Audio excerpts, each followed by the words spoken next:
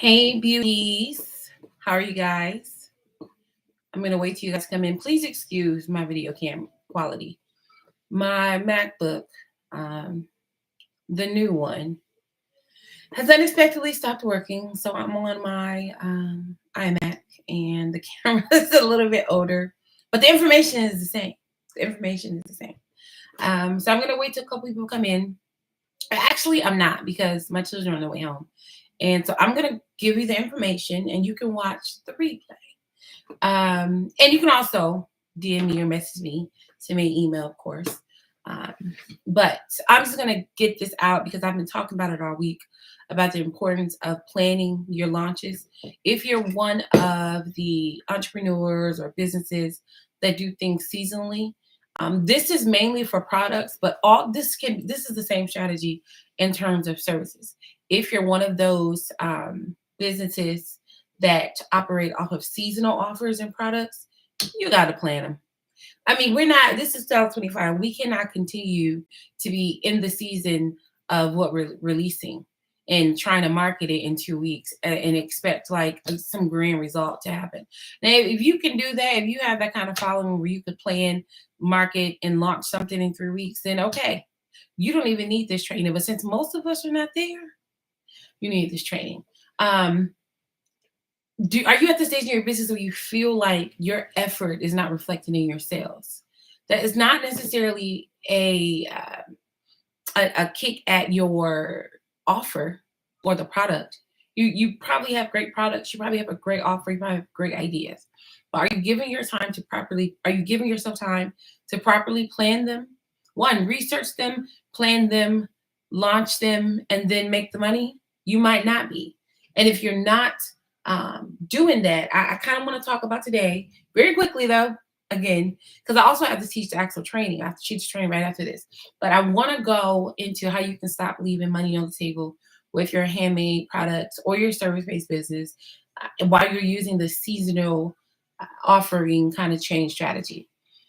Customers naturally purchase off of the season anyway. Even if you don't change your product seasonally, you'll find that around the holidays, people are looking for gifts anyway. So they're coming to you to looking for gifts for the holidays. So even if you sell the same product all year round, customers are going to naturally shop off of the seasons. So you don't, and oh, excuse me, I want to interject. If I look to the side, I have a camera here, a camera here, and a camera here. So I'm still talking to you. I'm talking to all of us. We're all here. I just don't want you to think I'm diverting my attention. But customers naturally shop based on seasons and holidays. So if you think about it, and I know this is so overdone, but they're looking for pumpkin spice around the fall time. You can't get around it. They're looking for it. Even if you try not to do, I'm not doing pumpkin spice in my business.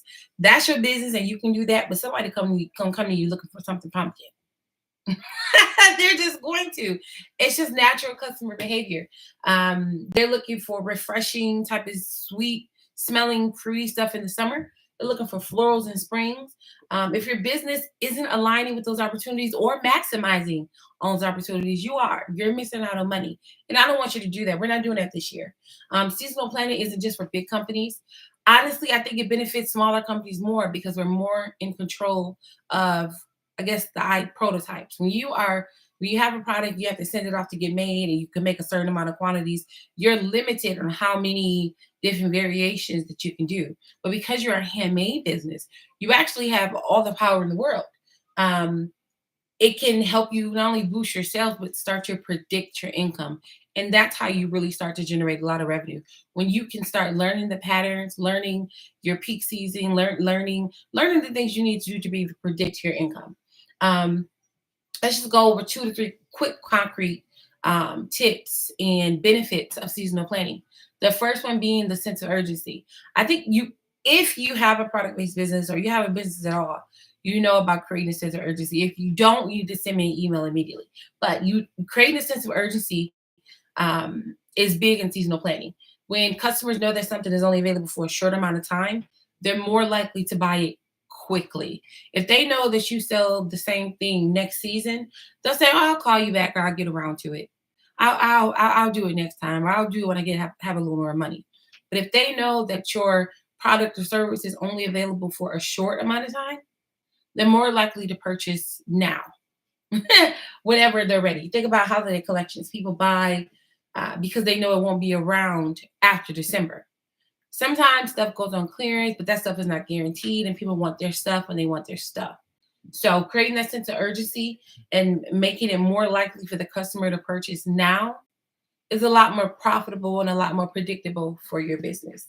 Number two, it helps you align with trends. Let's say I'm like, oh, I'm not, you're like, I'm not a trendy business. I don't follow trends. I'm above the trends. That's fine.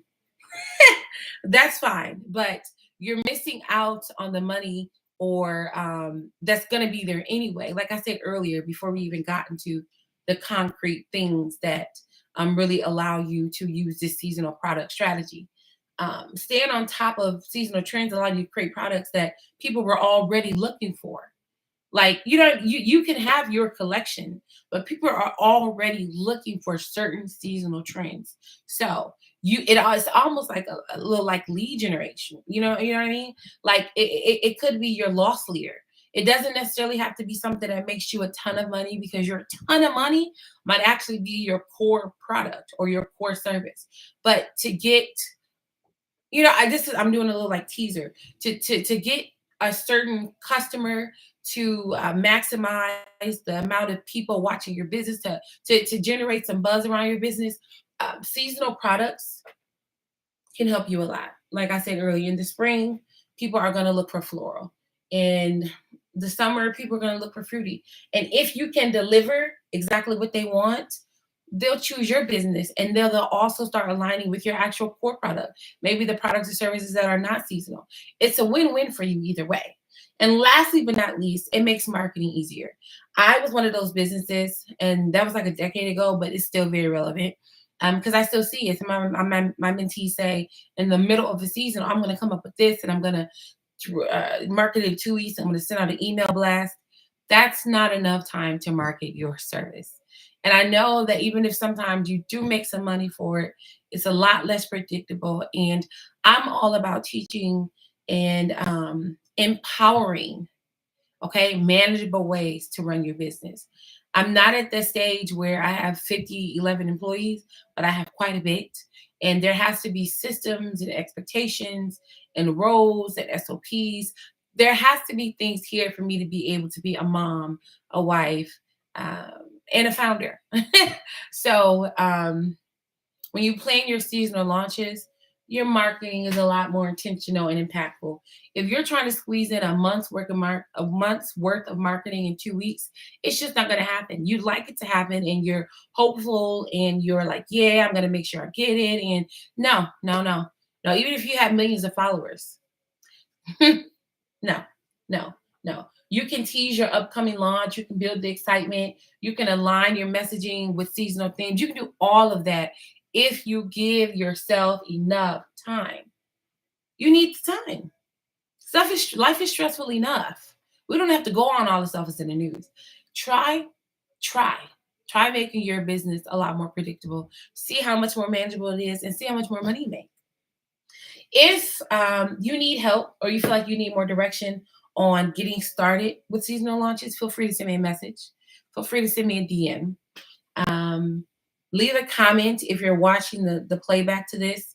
I'll send you a link to the group where you can get some free resources on this. Because again, I just want to let you guys know, my handmade business at the Beauty Loft, I've had that for almost a decade now, and we're booming. I'm no longer making handmade products. So when I am educating and teaching my mentees on skin, some people like making handmade products. Some people don't want to ever get out of hand making their own products, and that's cool, because we still hand make everything at the Beauty Loft. But because we've grown to the point that we are now, that's such a blessing, and I'm forever grateful. I can no longer make the products anymore. I have to be the founder, CEO. But and I like to just say founder because I'm trying to get out the CEO role. But anyway, I am releasing the seasonal checklist guide.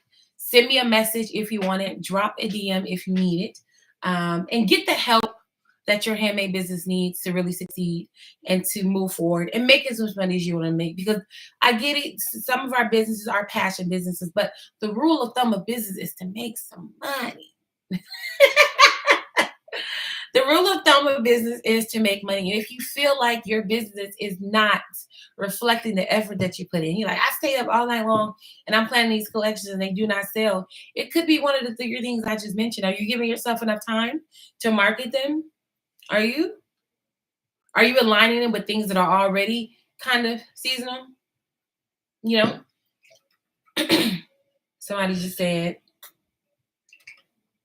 what if you don't want to do pumpkin spice? You don't have to do pumpkin spice.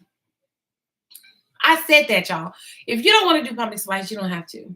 You might want to give pumpkin puree vanilla latte. You know, I don't know, guys. I don't know. But it's been 10 minutes. I'm about to go just live on that. But that's not the point. The point is, if you're going to do the seasonal trend in handmade product-based businesses, or again, this is universal. If you're doing seasonal services as well, you need to properly plan it. Again, last thing I'm going to say. You'll get the tools and the strategies and some worksheets if you need them. So drop me a little heart or another comment or a message or whatever, and I'll make sure I send that to you. Okay? Thank you so much for joining, guys. And until next time, beauties and gents. I don't know how to end it. Oh, here we go. Did I end it? I did.